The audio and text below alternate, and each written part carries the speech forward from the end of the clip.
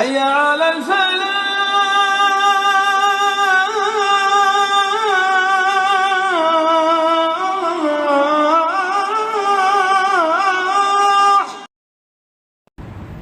الحمد لله رب العالمين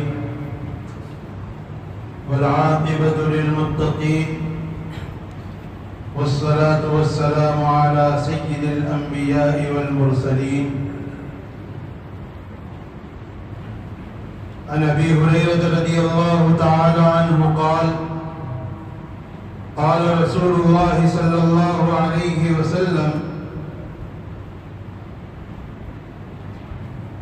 من قام ليلة القدر إيمانا واحتسابا غفر له ما تقدم من ذنبه. عن جابر رضي الله تعالى عنه عن النبي صلى الله عليه وسلم القرآن شافع مشفع وماحل مسدد من جعله أمامه قاده إلى الجنة ومن جعله خلف ظهره ساقه إلى النار أو كما قال عليه الصلاة والسلام. قابل احترام بزرگوں اور دوستوں،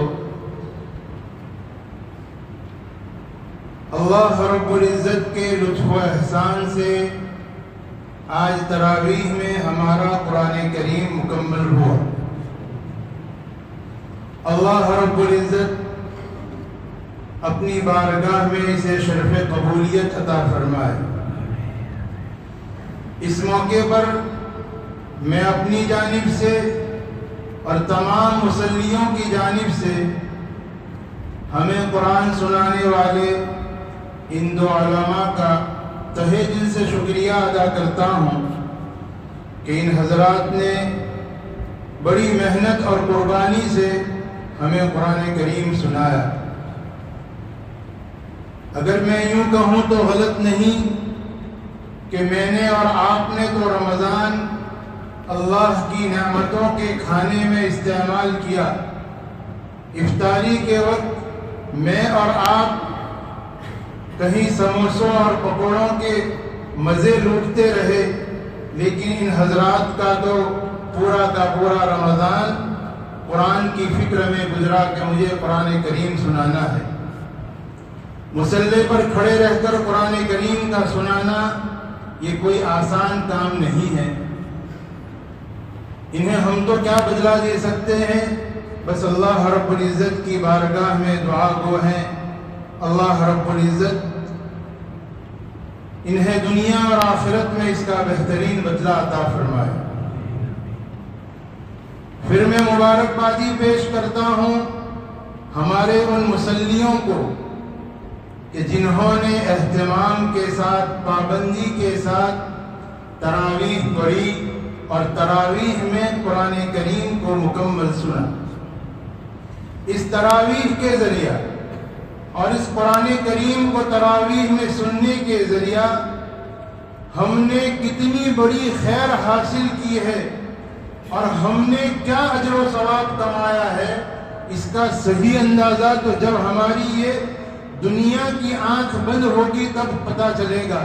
لیکن اگر میں موٹا موٹا حساب کروں تو جیسا کہ میرے اور آپ کے آقا تاجدار مدینہ فخر دو عالم سرور کونین حضرت محمد مصطفیٰ صلی اللہ علیہ وسلم نے حدیث پاک میں ارشاد فرمایا کہ اللہ رب العزت رمضان کی ہر رات میں کیے جانے والے ہر سجدے پر 1500 نیکی عطا فرماتے ہیں. کتنی نیکی؟ 1500 نیکی. اب آپ اندازہ لگائیں کہ جنہوں نے تراویح اہتمام سے پڑھی ہے انہوں نے واقعتاً عشاء بھی اہتمام سے پڑھی ہوگی.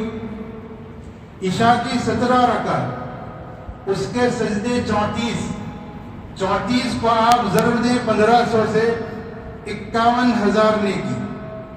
تراویح کی 20 رکعت، اس کے سجدے 40 کو آپ ضرب دیں 1500 سے اس کی نیکی بنے گی 60,000. یعنی آدمی عشاء اور تراویح پڑھ کے نکلا کہ اس نے اپنے نامے اعمال میں 1,11,000 نیکیوں کو جمع کر لیا. یہ تو صرف سجدوں کا ثواب ہے. اس کے بعد رکوع کی تسبیح کا ثواب الگ, اس کے بعد سجدے کی تسبیح کا ثواب الگ, قیام کا ثواب الگ, قرآن کریم کو سننے کا ثواب الگ. کہ حدیث پاک میں آیا کہ قرآن کریم کے پڑھنے اور سننے پر اللہ رب العزت ہر ایک حرف پر 10 نیکی عطا فرماتے ہیں. حرف کا کیا مطلب کہ اگر کسی نے پڑھا الف لام میم تو یہ الف لام میم 3 حرف ہوئے, اور اس الف لام میم کے پڑھنے پر 30 نیکی ہوئی. قرآن کریم کے کل حروف ہیں 3,40,740. قرآن کریم کے کل حروف ہیں 3,40,740. آپ اسے 10 سے ضرب دیں, کتنی نیکی بنی؟ 34,07,400. کہ ہم نے جہاں قرآن کریم کو تراویح میں مکمل کیا, اللہ کے فرشتوں نے ہمارے نامے اعمال میں 34,07,400 نیکی کو درج کر لیا. یہ حساب تو موٹا موٹا اور ہماری ناقص عقلوں کے حساب سے ہے, ورنہ اللہ رب العزت کی ذات عالی وہ اگر دینے پر آئے وہ کسی حساب کی محتاج نہیں ہے. وہ کتنا عطا کرے اس کا تو ہم لوگ اندازہ نہیں لگا سکتے. دنیا کے بادشاہوں کا اگر حال دیکھیں تو ان کی عطاؤں کی مثالیں دی جاتی ہے, تو وہ اللہ جو کہ بادشاہوں کا بھی بادشاہ ہے اس کی عطا کا کیا حال ہوگا. ایک دیہاتی کا واقعہ ہے کہ ایک دیہاتی ایک بادشاہ کے دربار میں پہنچا, ایک مچھلی لے کر پہنچا اور اسے بادشاہ کو ہدیے میں دی. بادشاہ کا معمول تھا کہ وہ ہدیہ قبول کرتا اور سامنے ہدیہ بھی دیتا تھا. اس ایک معمولی سی مچھلی پر بادشاہ نے اس مچھیرے کو 4,000 دینار دینے کا حکم دیا. اب اس کے وزیر نے کہا کہ بادشاہ کے اندر عقل ہے کہ نہیں, اتنی سی مچھلی ہے اور اس کا 4,000 دے. اس کے دل میں کھٹکا کہ اس سے 4,000 کیسے واپس لیے جائے. اس نے بادشاہ کو کہا کہ بادشاہ آپ نے زیادہ پیسے دے دیے, تو اب کیا کریں؟ اس سے پیسے واپس لیں گے کیسے؟ تو کہا اب اس کو پوچھو کہ یہ مچھلی جو ہے یہ نر ہے یا مادہ ہے. تو اگر یہ کہے کہ نر ہے تو آپ کہنا کہ نہیں یار مجھے تو مادہ پسند ہے, اگر یہ کہے کہ مادہ ہے تو یہ کہنا کہ مجھے نر پسند ہے. بادشاہ نے یہی سوال کیا. تو وہ بھی مچھیرا بھی بڑا ہوشیار تھا. جب بادشاہ نے پوچھا کہ بھئی یہ تو بتاؤ کہ یہ مچھلی نر ہے یا مادہ ہے, تو وہ سمجھ گیا. اس نے کہا کہ بادشاہ سلامت, یہ نہ ہی نر ہے نہ یہ مادہ ہے, یہ تو خسرا ہے. اس کے جواب پر بادشاہ بہت خوش ہوا اور مزید 4,000 دینار دینے کا حکم دیا. اب اس وزیر کو تو اور کھٹکی. اب یہ وہ 4,000 اور 4,000 8,000 دینار اسے سنبھلے نہیں جا رہے تھے اور خوشی کے مارے جا رہا تھا. ایک دینار نیچے گر گیا. اس مچھیرے نے اس دینار کو بھی جھک کر اٹھا لیا. اس وزیر نے کہا بادشاہ کو, دیکھو کتنا لالچی آدمی ہے, 8,000 دینار آپ نے دیے, ایک دینار گر گیا, لیکن اس کا بھی لالچ اس کو جاتا نہیں, جھک کر اس نے دے دیا. بادشاہ نے اس کو واپس بلایا اور پوچھا کہ تو لالچی آدمی ہے, 8,000 دینار تجھے کم لگتے ہیں کہ ایک دینار گرا وہ بھی تو نے اٹھا لیا. اس نے جواب دیا کہ بادشاہ سلامت ایسا نہیں ہے, دراصل اس دینار پر آپ کا نام لکھا ہوا ہے, تو نیچے گرا تو میں نے یہ تو آپ کی توہین سمجھی اس لیے میں نے اس کو اٹھا لیا. بادشاہ اور خوش ہوا اور مزید 4,000 دینار. یہ بادشاہوں کے دینے کا یہ حال ہے. تو اللہ رب العزت جو کہ بادشاہوں کے بھی بادشاہ ہیں, اللہ رب العزت کی عطا کا میں اور آپ اندازہ نہیں لگا سکتے ہیں کہ اللہ رب العزت تو صرف عطا کرنے کے لیے بہانے تلاش کرتے ہیں. تو باری تعالیٰ ہم نے تو ہماری ناقص عقلوں سے حساب کیا, وہ باری تعالیٰ دینے پر آئے اور اس کا حساب تو کوئی لگا نہیں سکتا. تو یہ جنہوں نے پابندی کی ہے انہوں نے بڑی خیر کمائی ہے. میں انہیں ایک اور بات سناؤں. جنہوں نے پابندی کی ہے, اللہ کے رسول صلی اللہ علیہ وسلم نے حدیث میں ارشاد فرمایا کہ رمضان کے مہینے میں ایک رات ہے جسے شب قدر کہتے ہیں, اور اس رات کے متعلق اللہ کے رسول صلی اللہ علیہ وسلم نے فرمایا کہ وہ رات 1000 مہینوں سے افضل ہے. 1000 مہینے یعنی 83 سال 4 ماہ ہوتے ہیں کہ 1000 مہینوں سے وہ ایک رات افضل ہے. پھر آپ علیہ السلام نے حدیث میں ارشاد فرمایا کہ اس رات کو رمضان کے آخری عشرے کی طاق راتوں میں تلاش کرو. طاق راتیں یعنی 21, 23, 25, 27 اور 29 کہ ان طاق راتوں میں اس رات کو تلاش کرو. جسے یہ رات مل جائے اور اسے عبادت کی توفیق ہو جائے، اس رات میں جو شخص کوئی بھی عبادت کرے گا، ایک مرتبہ سبحان اللہ بھی اگر کہے گا، تو وہ اللہ رب العزت کے خزانے میں لکھا جائے گا کہ اس شخص نے جو ہے 1000 مہینے تک سبحان اللہ کہا. یعنی یہ رات اتنی فضیلت والی ہے کہ اس میں جو شخص عبادت کرے گا وہ 83 سال تک عبادت میں لکھا جائے گا. اب ظاہر ہے کہ جنہوں نے پابندی سے تراویح پڑھی انہوں نے آخری عشرے کی اور طاق راتوں کی بھی نماز تو پڑھی ہی ہے. اللہ کے رسول نے جب فرما دیا کہ طاق راتوں میں شب قدر کو تلاش کرو، تو یہ یقینی ہے کہ طاق راتوں میں کسی نہ کسی رات میں شب قدر تو ہے. تو جنہوں نے تراویح کا اہتمام کیا، تراویح کی پابندی کی، انہوں نے ان راتوں کی بھی تراویح پڑھی ہوگی جس رات میں شب قدر ہوگی. اللہ رب العزت نے جسے بھی وہ رات نصیب کی اسے اس کے نام اعمال میں 83 برس تک تراویح پڑھنے کا ثواب لکھا جائے گا. تو ہم نے اس تراویح کے ذریعہ ایک بہت بڑی خیر اور بہت بڑے انعام کو حاصل کرنے کا اپنے آپ کو مستحق بنایا ہے. اللہ رب العزت ہمارے اس قرآن کریم کو سننے کو اور ہماری تراویحوں کو بھی قبول فرمائے. لیکن ہم اس بات سے ہرگز یہ نہ سمجھے کہ ہم نے تراویح میں قرآن سن لیا، اب سال بھر کی چھٹی. جیسا کہ عام طور پر ہمارے معاشرے میں یہی حال ہے کہ گھروں میں یا لوگ رمضان میں قرآن کریم کو اٹھاتے ہیں. رمضان گیا، قرآن کریم کو بند کیا، حفاظت سے اوپر رکھ دیا. اب کب اٹھائیں گے؟ اگلا رمضان آئے گا.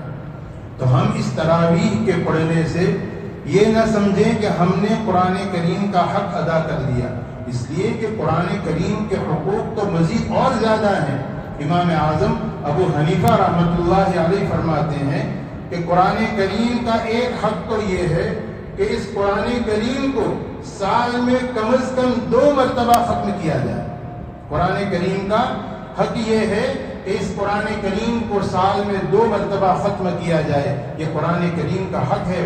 اس کے آگے قرآن کریم کا حق یہ ہے کہ ہم قرآن کریم کو پڑھیں اور قرآن کریم کو صحیح پڑھیں، اور اس سے مزید اس کا حق کہ قرآن کریم کو ہم سمجھیں کہ قرآن کریم ہم سے کیا کہہ رہا ہے، قرآن کریم کے ذریعہ اللہ رب العزت ہمیں کیا احکامات دے رہے ہیں. اور سب سے بڑا قرآن کا حق یہ ہے کہ اس قرآن کریم کے احکامات کو سمجھ کر اس کے مطابق ہم اپنی زندگیوں کو گزاریں.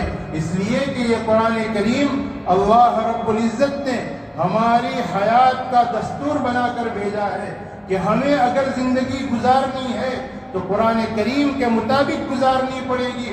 اگر ہماری زندگی دنیا اور آخرت میں کامیاب ہو سکتی ہے تو وہ قرآن کے مطابق اپنی زندگیوں کو گزارنے پر ہی وہ کامیابی مل سکتی ہے.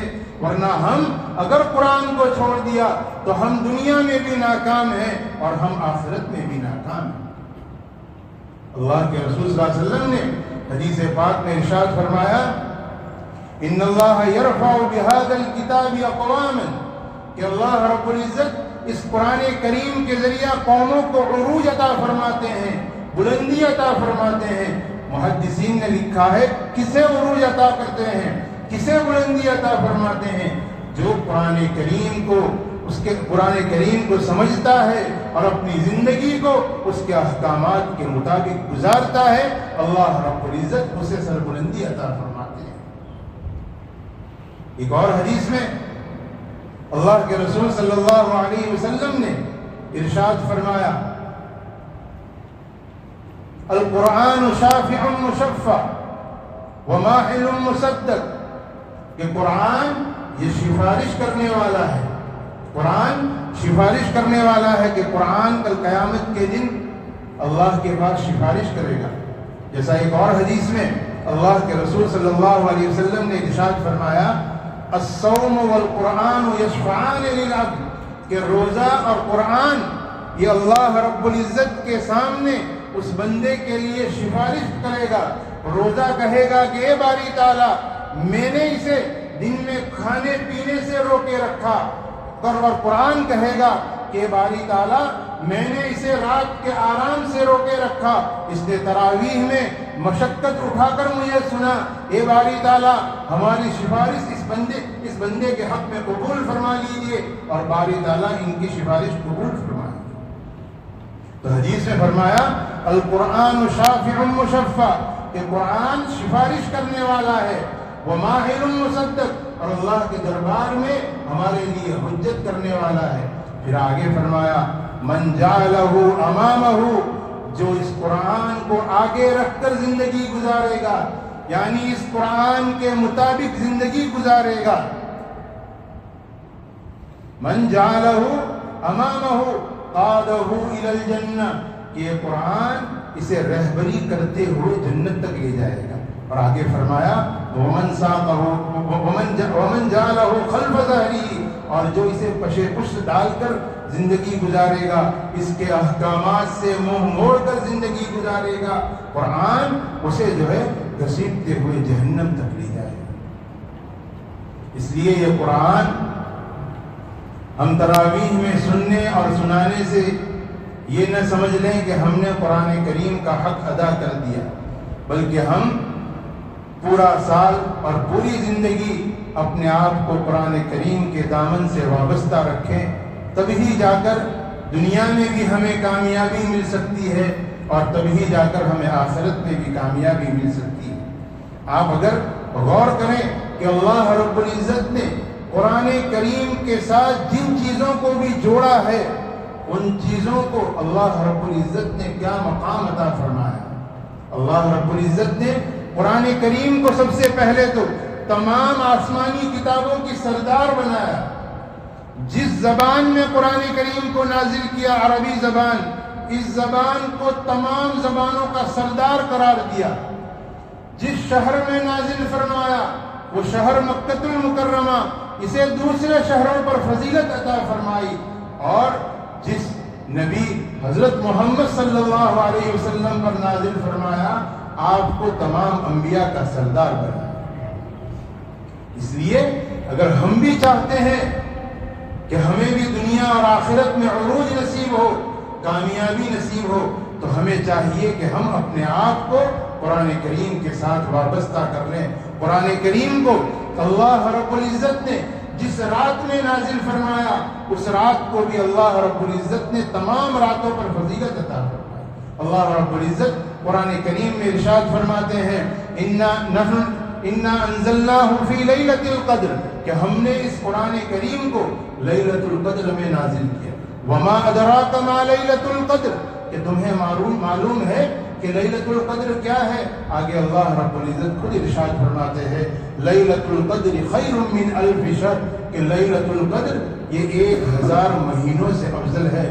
لیلۃ القدر کی فضیلت کے لیے صرف یہ بات کافی تھی کہ اللہ رب العزت نے قرآن کریم کے نزول کے لیے اس رات کا انتخاب فرمایا. لیکن فضیلت پر اللہ رب العزت نے مزید فضیلت بڑھاتے ہوئے یہ ارشاد فرمایا کہ یہ رات 1000 مہینوں سے افضل رات ہے. تو جس رات میں اللہ رب العزت نے قرآن کریم کو نازل فرمایا، اس رات کو بھی اللہ رب العزت نے وہ مقام دیا کہ اس کا مقام، اس کو اللہ رب العزت نے بقیہ تمام راتوں کا جو سردار بنایا.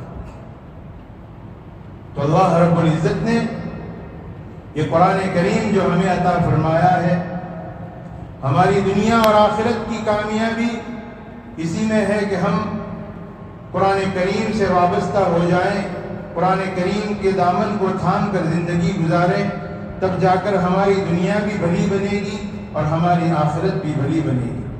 اور جیسا کہ میں نے آپ کو بتلایا کہ اللہ رب العزت نے اس قرآن کریم کو شب قدر میں نازل کیا. یہ شب قدر کیا ہے اور یہ شب قدر کب ہے؟ جیسا کہ اللہ کے رسول صلی اللہ علیہ وسلم کا فرمان میں نے آپ کو سنایا کہ آپ نے ارشاد فرمایا کہ شب قدر کو آخری عشرے کی تاک راتوں میں تلاش کرو کہ ان تاک راتوں میں سے کسی رات میں جو ہے شب قدر ہوگی۔ اللہ جنہیں ہمت دے، علماء فرماتے ہیں اللہ جنہیں ہمت دے انہیں چاہیے کہ ان تمام راتوں میں عبادت کا اہتمام کرے، کم از کم عشاء اور فجر کی نماز کا اہتمام کرے، اس لیے کہ حدیث میں آیا کہ جس نے عشاء کی نماز جماعت سے پڑھی اسے آدھی رات عبادت کا ثواب، جس نے فجر کی نماز جماعت سے پڑھی اسے پوری رات عبادت کا ثواب۔ تو علماء فرماتے ہیں کہ جسے اللہ ہمت دے اسے تو چاہیے کہ ان تمام 5 راتوں کا اہتمام کرے، لیکن اگر کسی کی ہمت نہ ہو تو کم از کم اس آخری عشرے کی تاک راتوں میں 27ویں شب کا تو خاص طور سے اہتمام کرے، اس لیے کہ حضرت ابی بن کعب رضی اللہ تعالیٰ عنہ تو قسم کھا کر ارشاد فرماتے ہیں کہ میں اللہ کی قسم کھا کر کہتا ہوں کہ شب قدر یہ 27ویں شب میں ہوتی ہے۔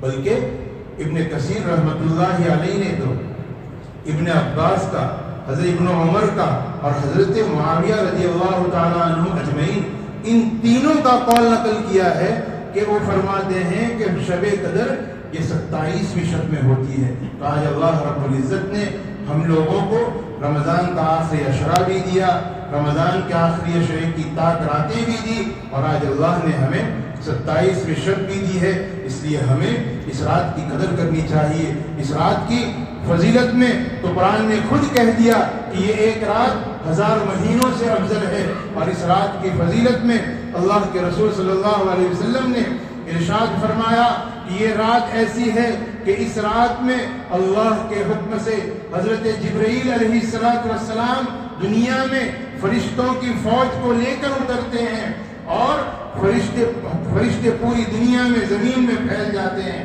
اور جہاں کہیں بھی اللہ کا کوئی بندہ عبادت میں مشغول ہوتا ہے وہ فرشتے جا کر اس سے ملاقات کرتے ہیں۔ ایک حدیث میں فرمایا کہ فرشتے اس کی دعاؤں پر آمین کہتے ہیں، اور ایک حدیث میں اللہ کے رسول نے فرمایا کہ یہ فرشتے جا کر جو عبادت میں مشغول ہے اس کے لیے دعائے رحمت کرتے ہیں، اور فرشتے کی دعا اگر اس کی رحمت کی دعا قبول ہو جائے تو اللہ کی رحمت ہم پر برسنے لگے۔ اس لیے یہ رات اللہ رب العزت نے ہمیں عطا فرمائی ہے، اس سے محرومی یہ بہت بڑی محرومی ہے کہ اللہ کے رسول صلی اللہ علیہ وسلم نے یہ بھی ارشاد فرما دیا کہ جو بھی شب قدر سے محروم رہ گیا گویا کہ وہ تمام کی تمام خیر سے محروم رہ گیا، اور آگے فرمایا کہ اس کی خیر سے وہی محروم رہ سکتا ہے جو واقعتاً اور حقیقتاً محروم ہوگا۔ اس لیے ایسا محروم بننے سے ہم اپنے آپ کو بچائیں اور ان راتوں کا خصوصیت کے ساتھ اہتمام کریں، ان راتوں کو عبادت میں گزاریں۔ کوئی عبادت مخصوص نہیں، جس عبادت میں آپ کا دل لگتا ہے اس عبادت میں جو ہے اس عبادت میں رات کو گزاریں۔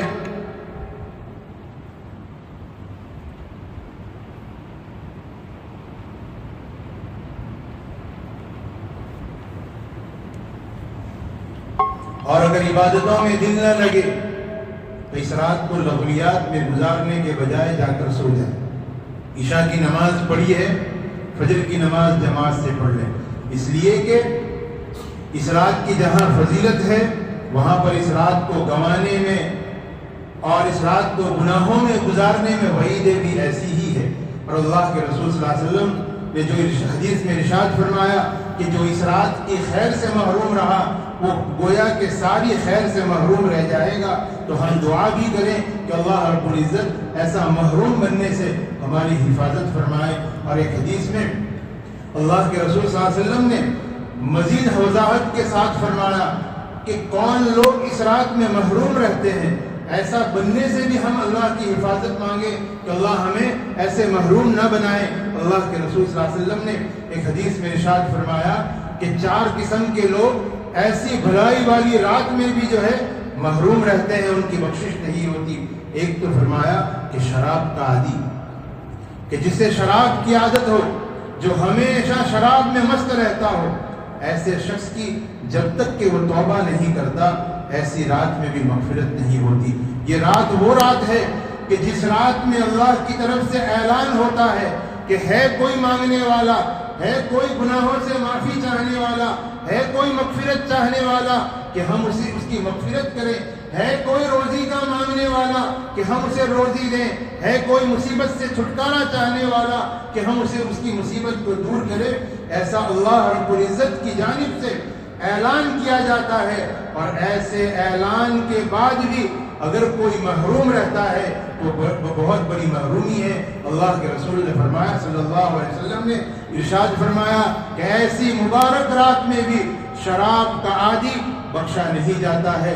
اس لیے اگر ایسے کسی گناہ میں کوئی آدمی ملوث ہو، شراب یہ تو ام الخبائث کہا گیا کہ شراب پینے کے بعد حلال حرام جائز ناجائز ساری تمیزیں وہ بھول جاتا ہے۔ اس شراب کو تمام برائیوں کی جڑ بتایا گیا کہ ایک شرابی اس سے ہر گناہ ممکن ہے۔ شرابی سے کوئی گناہ ایسا نہیں کہ وہ نہ کر سکے، ہر گناہ وہ کر سکتا ہے۔ اس لیے اس شراب کو تو ام الخبائث بتایا، تو ایسے شراب پینے والے کی بھی جو ہے اس رات میں مغفرت نہیں ہوتی۔ دوسرا، اللہ کے رسول صلی اللہ علیہ وسلم نے ارشاد فرمایا کہ قطع رحمی کرنے والا، کہ آپس میں رشتہ داریوں میں توڑ ڈالنے والا، ایسے شخص کی بھی اس رات میں مغفرت نہیں ہوتی۔ اس لیے ہمیشہ اپنی طرف سے معاملہ صاف رکھنا چاہیے، اگلے والے کا معاملہ اس کے سپرد کر دینا چاہیے، اپنا معاملہ ہمیشہ صاف رکھنا چاہیے۔ تیسرا شخص کے ساتھ فرمایا کہ ماں باپ کا نافرمان، ماں باپ کا نافرمان ایسا ہے کہ اس کی اس رات میں مغفرت نہیں ہوتی۔ آپ اندازہ لگائیں کہ ماں باپ کی نافرمانی کتنا بڑا جرم اور کتنا بڑا گناہ ہوگا کہ جس رات میں اللہ کی طرف سے مغفرت کے لیے بلایا جاتا ہے، آ جاؤ ہم مغفرت کر دیں گے، ایسے اعلان کے بعد بھی اگر اس ماں باپ کے نافرمان کی مغفرت نہیں ہوتی تو ہم اندازہ لگائیں کہ ماں باپ کی نافرمانی کتنا بڑا جرم ہے۔ حدیث میں آتا ہے کہ ماں باپ کی نافرمانی اتنا بڑا جرم ہے کہ وہ شخص آخرت میں تو اس کی جو سزا ملنی ہے وہ تو ملنی ہے، لیکن اس نافرمانی کی سزا جب تک اس دنیا میں نہیں ملے گی اس وقت تک اس شخص کو جو ہے موت نہیں ہے۔ ماں باپ، انہیں اللہ رب العزت نے ایک اونچا مقام عطا فرمایا کہ اللہ رب العزت نے قرآن کریم میں اپنی عبادت کے ساتھ وَقَضَىٰ رَبُّكَ أَلَّا تَعْبُدُوا إِلَّا إِيَّاهُ وَبِالْوَالِدَيْنِ إِحْسَانًا، اللہ نے پہلے اپنی عبادت کا حکم دیا اور ساتھ ہی ماں باپ کے ساتھ بھلائی کا حکم دیا۔ وَقَضَىٰ رَبُّكَ أَلَّا تَعْبُدُوا إِلَّا إِيَّاهُ وَبِالْوَالِدَيْنِ إِحْسَانًا، اور ماں باپ کے ساتھ احسان کا معاملہ کرو۔ آگے فرمایا وَلَا تَقُل لَّهُمَا اُفٍّ، کہ ماں باپ کو اف تک مت کہو۔ اف کا کیا مطلب؟ حضرت حکیم الامت رحمت اللہ علیہ نے اس اف کا ترجمہ کیا ہے کیا کیا ہے؟ یہ کب کہتے ہیں؟ جب ماں باپ کی کوئی بات ناپسند ہو، ہم زبان سے تو کچھ نہ کہیں لیکن اسے کہیں گے اف۔ قرآن کریم نے اس کو بھی حرام ٹھہرا دیا کہ تم ماں باپ کے سامنے اف تک نہیں کہہ سکتے، ماں باپ کے سامنے تم یہ بھی نہیں کہہ سکتے۔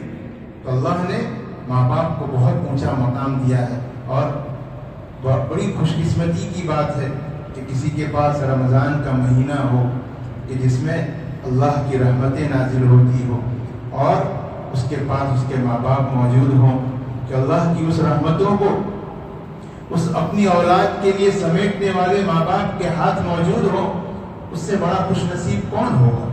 اس لیے کہ اللہ کے رسول نے فرمایا کہ ماں باپ کی دعا اپنی اولاد کے حق میں قبول ہی ہے۔ ماں باپ اپنی اولاد کے حق میں جو مانگتے ہیں اللہ رب العزت انہیں عطا فرماتے ہیں۔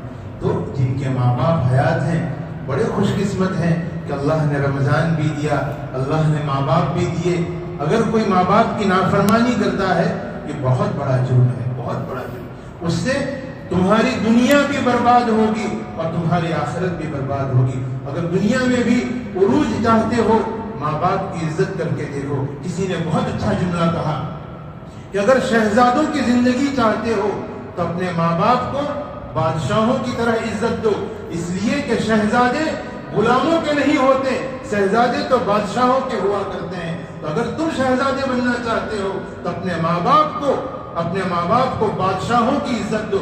اللہ کے رسول صلی اللہ علیہ وسلم نے ہمیں ادب سکھلایا ماں باپ کا، یہاں تک فرمایا کہ ماں باپ کے بیٹھنے سے پہلے تم بیٹھو بھی مت، ماں باپ کے بیٹھنے سے پہلے تم بیٹھو بھی مت۔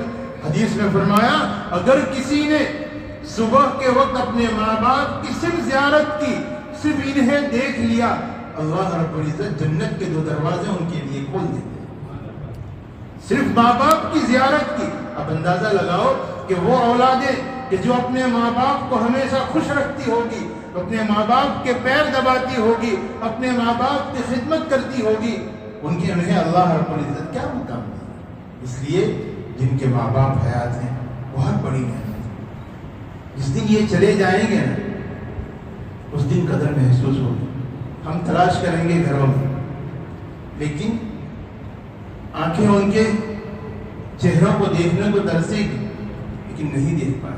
ملنا ہوگا تو کہاں جانا پڑے؟ قبرستان جانا پڑے، لیکن قبرستان میں بھی جا کر کیا دیکھیں گے؟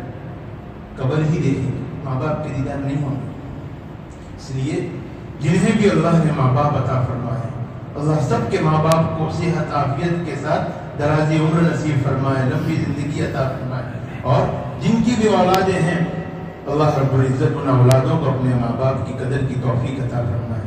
اپنے ماں باپ کی خوب قدر کرو، خوب قدر کرو، ایسی قدر کرو کہ انہیں کہنا نہ پڑے کہ اماں کہ ابا میرے لیے دعا کرو، بلکہ ایسی قدر کرو کہ ماں باپ کا دل تمہارے لیے دعا کرے۔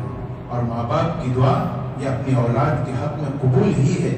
اس لیے اپنے ماں باپ کو اگر کوئی ناراض کر کے بیٹھا ہے، اگر کسی کے ماں باپ ناراض ہیں اس سے، اللہ کے واسطے جا کر معافی مانگے، پیر پکڑ لیں ان کا کہ معاف کر دیجیے، بہت بڑی غلطی ہو گئی، آئندہ نہیں ہوگی، معافی مانگ لی۔ ماں باپ تو بیچارے بہت رحم دل ہوتے ہیں، بہت رحم، ہماری ہر طریقے کی بدسلوکی کو ماں باپ معاف کر دیا کرتے ہیں۔ اس لیے اگر کسی نے ایسا گناہ کیا ہے وہ اپنے ماں باپ سے معافی مانگے، اور جن کے ماں باپ حیات ہیں آج سے عہد کرو کہ ماں باپ کی خوب کی خدمت کریں گے، ماں باپ کی خوب قدر کریں گے۔ کوئی بھی کام ان کے کرنے سے پہلے خود آگے بڑھ کے ان کا کام کر دیا کرو۔ ان کا مجھے آج بھی یاد ہے، بروج اجتماع تھا، والد صاحب کو اجتماع میں لے کر گیا، صرف میں نے یہ کیا کہ والد صاحب استنجا وغیرہ کے لیے جائے تو میں ان کے جانے سے پہلے، میں مدرسے میں پڑھتا ہے اس زمانے، پانی کا لوٹا بھر کر پہلے رکھ دیتا ہے۔ اجتماع میں اس وقت تو کچے ٹوائلٹ باتھ روم ہوتے ہیں، پہلے پانی رکھتا، اس کے بعد وہ جاتے اور باہر ان کا انتظار کرتا، وہ آتے پھر ان کو وضو کرا کے پھر ان کو پنڈال میں لے کر آتے۔ انہوں نے میرے سامنے تو کچھ نہیں کہا، لیکن کبھی والدہ نے کہا تھا کہ والد صاحب نے تمہاری اس حرکت پر بہت دعائیں دی ہیں تمہیں۔ میں آج سمجھتا ہوں کہ میں آج آپ حضرات کے سامنے اگر بیٹھا ہوں یہ میرے ماں باپ کی دعاؤں کا نتیجہ ہے۔ اس لیے یہ میری کوئی بڑائی کی بات نہیں ہے، لیکن صرف سمجھانا یہ چاہ رہا ہوں کہ ماں باپ کی خوب قدر کرو، خوب قدر کرو۔ ماں باپ کے قدموں میں اللہ کے رسول صلی اللہ علیہ وسلم نے تو یہاں تک ارشاد فرما دیا کہ باپ جنت کا دروازہ ہے، جنت ماں کے قدموں میں ہے۔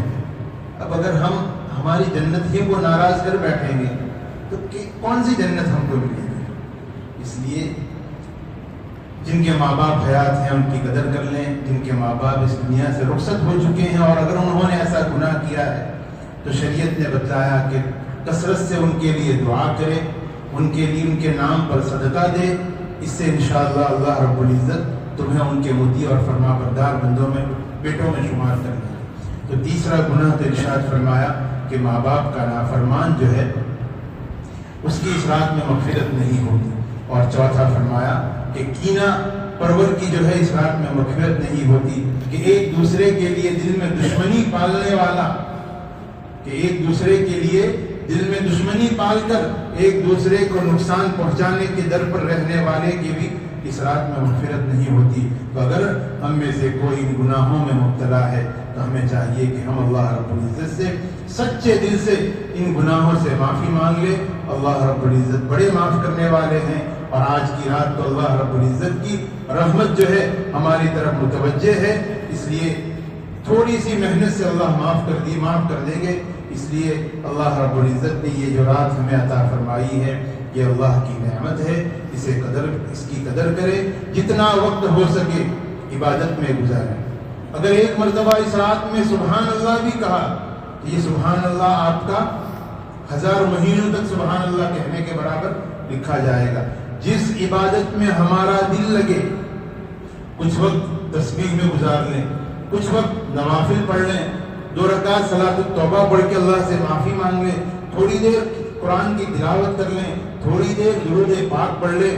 اگر کسی کو ہمت ہو اللہ توفیق دے صلاۃ التسبیح پڑھ لے، 15-20 منٹ کا معاملہ ہے، صلاۃ التسبیح پڑھ لے، کہ یہ ایسی نماز ہے کہ اللہ کے رسول صلی اللہ علیہ وسلم نے اپنے چچا کو سکھلائی تھی، اور لوگوں کو یہ حکم فرمایا تھا کہ یہ ایسی نماز ہے کہ اللہ توفیق دے تو روزانہ پڑھ لیا کرو۔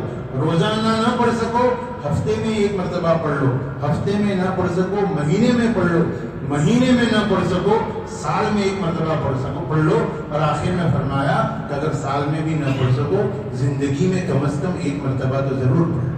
اس لیے اگر ہمت ہو صلاۃ التسبیح پڑھ لے، اس وقت کو غنیمت سمجھے، اللہ کے پاس خوب دعائیں مانگے۔ ہم میں سے کون ہے جس کی کوئی ضرورت نہیں ہے؟ ہم میں کا ہر ایک محتاج ہے، ہر ایک کے ساتھ کچھ نہ کچھ مسائل لگے ہوئے ہیں۔ ہمارے حالات تو کچھ ایسے ہیں کہ نہ ہم کسی کو کہہ سکتے ہیں، لیکن اللہ کا در تو وہ ہے کہ اس کے سامنے ہم سب کچھ کہہ سکتے ہیں۔ تو آج کی رات اللہ کے پاس مانگنے کی رات ہے، خوب مانگے، اللہ سے خوب دعائیں مانگے، اپنے لیے مغفرت مانگے، اپنی ضرورتوں کو مانگے۔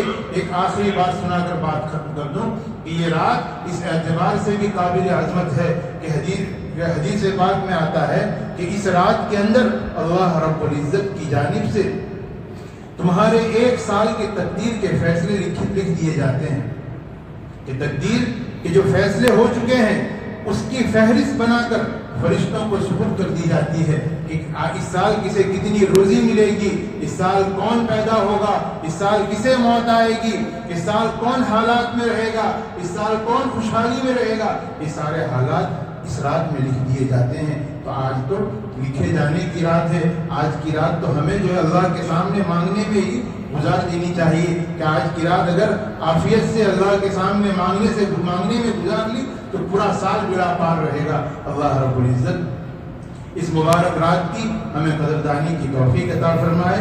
کہیں سنی باتوں پر سب سے پہلے مجھے پھر آپ تمام حضرات کو عمل کی توفیق عطا فرمائے۔ وآخر دعوانا الحمدللہ رب العالمین۔